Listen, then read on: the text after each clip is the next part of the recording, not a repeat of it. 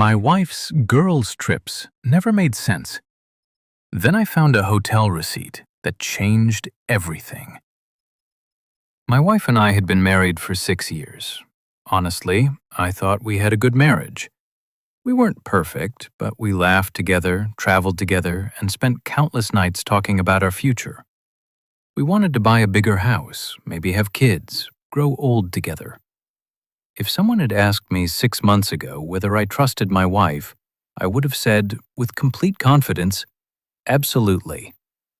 Looking back, I don't think she deserved that trust. It all started about 2 years ago. She began taking what she called girls' weekends. At first, I didn't think twice about it. Everyone deserves time with friends. She'd leave on Friday afternoon, come home Sunday evening, give me a hug, tell me how much she missed me, and life would go back to normal. But after a while, tiny details started bothering me. Whenever I asked to see pictures from the trips, there were barely any. One selfie. Maybe a picture of a drink. Sometimes a blurry sunset. That was it. Her friends never posted anything either. If I called after 9 at night, she almost never answered.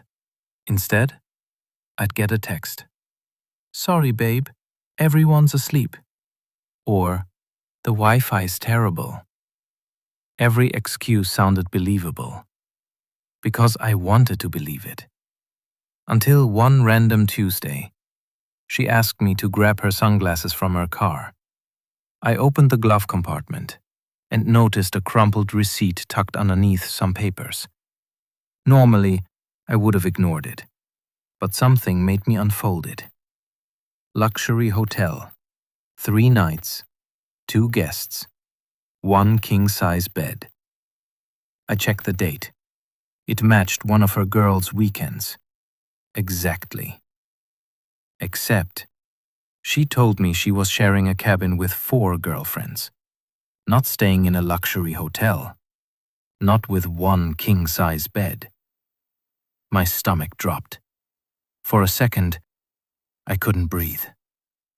I took a picture of the receipt, folded it exactly the way I'd found it, and quietly put it back. I didn't confront her. Not yet. I needed to know if this was really what it looked like, or if there was somehow another explanation. Over the next few weeks, I started paying attention, really paying attention. She smiled at her phone more than she smiled at me. Whenever I walked into the room, she'd flip the screen over. She suddenly added a password to her phone. She bought expensive dresses, even though we hardly ever went anywhere nice anymore. She started wearing perfume just to run errands. Every little thing by itself could have meant nothing.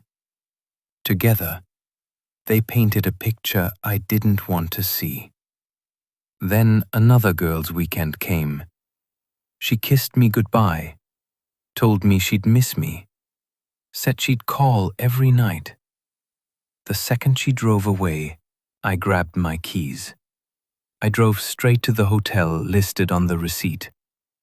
I sat in the parking lot, feeling ridiculous. Maybe I was overreacting. Maybe I'd apologize later.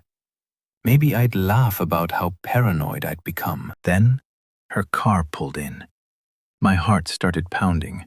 She stepped out, smiling. A few seconds later, another car parked beside her. A man got out, around my age, tall, confident. He walked toward her, and without hesitation, they hugged. Not the kind of hug old friends give each other, the kind of hug 2 people share when they've missed each other. Then, they held hands and walked inside together. I didn't chase them. I didn't scream. I didn't make a scene. I just sat there, completely numb. That drive home was the longest drive of my life. When she came back 2 days later, she kissed me, asked how my weekend had been, then smiled and said, "The girls say hi." I smiled back, pretended everything was normal, but inside, something had already died. The next morning, I called a divorce lawyer. I expected him to tell me to leave immediately. Instead, he gave me one piece of advice. Don't confront her until you know everything. So, I waited. For almost a month, I quietly collected evidence. Bank statements, hotel bookings, shared expenses, location history, everything. Eventually, I learned the man's name, Ethan. I assumed he was single. I couldn't have been more wrong. He had a wife, 2 kids, a normal-looking family, just like mine. That's when I realized there was another victim. His wife. She deserved the truth, just as much as I did. I found her online. It took me almost 3 hours to write one message. I think our spouses know each other, and I believe they're having an affair. She replied 20 minutes later, "Can we meet?" The next evening, we sat across from each other in a quiet coffee shop.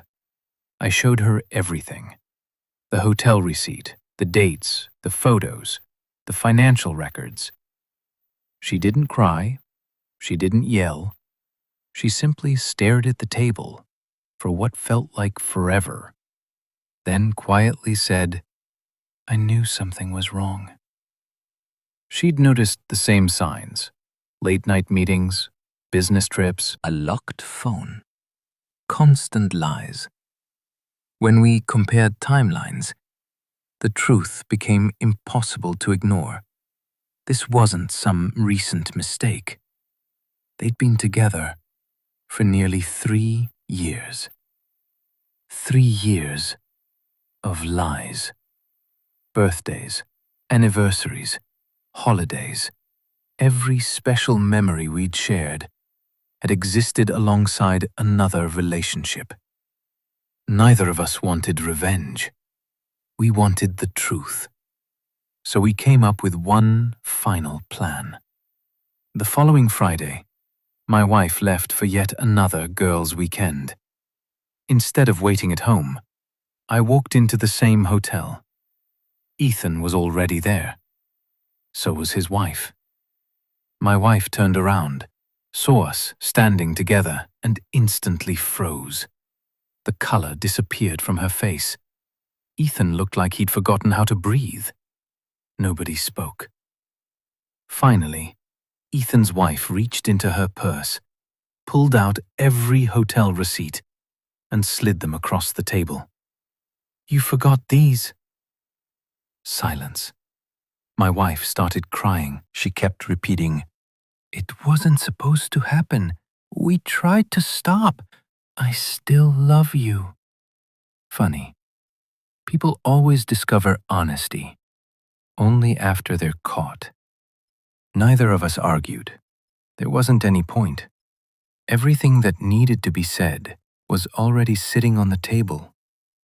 The divorces took months. Some friends supported me. Others told me I should forgive her. They called it a mistake.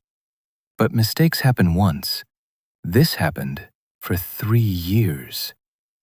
About 6 months after everything ended, I ran into Ethan's ex-wife again. We had coffee, not because we were looking for love, but because nobody else understood what we'd survived. One coffee became 2, then dinner, then weekend walks.